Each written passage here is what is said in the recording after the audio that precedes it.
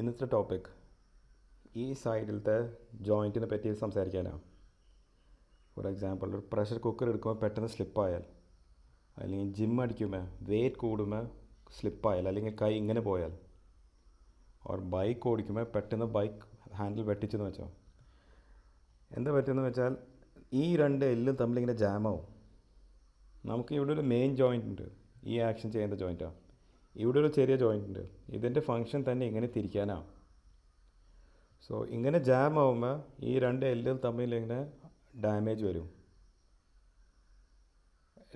ഇത് ബോഡിക്ക് താങ്ങാൻ പറ്റാത്ത ലെവൽ ലോഡിങ് വരുമ്പോഴാണ് ഈ പ്രശ്നം വരാം. തെറ്റായ രീതിയിൽ ലോഡിങ് ചെയ്യുമ്പോൾ, ലോഡിങ് ചെയ്യുന്നതല്ല തെറ്റ്, ചെയ്യേണ്ട രീതിയാണ് തെറ്റ്. ഇതിൻ്റെ ട്രീറ്റ്മെൻറ്റാണ്. കുറച്ച് ദിവസം റെസ്റ്റ് എടുത്താൽ മതി. യൂഷ്വലി പ്രോബ്ലം വരാറില്ല.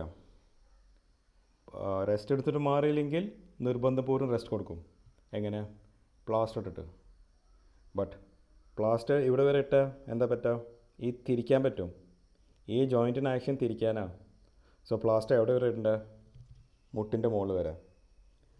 ഭൂരിഭാഗം ആൾക്കാർക്ക് ഒരു 3 weeks പ്ലാസ്റ്റർ ഇട്ട സംഭവം റെഡി ആവാറുണ്ട്. റെഡി ആയിട്ടില്ലെങ്കിൽ MRI എടുത്തിട്ട് ട്രീറ്റ്മെൻറ്റ് അതനുസരിച്ച് പോകും. ബിക്കോസ് MRI എടുത്താലാണ് അതിൻ്റെ ലിഗമെൻറ്റിൻ്റെ സ്റ്റാറ്റസ് അറിയാം. എല്ലുകൾ തമ്മിലിങ്ങനെ ജാം ആവുമ്പോൾ എല്ലിനല്ല പ്രശ്നം വരുന്നത്, അതിന് ചുറ്റുള്ള ലിഗമെൻറ്റ്സിനും പേശികൾക്കാം. Thank you.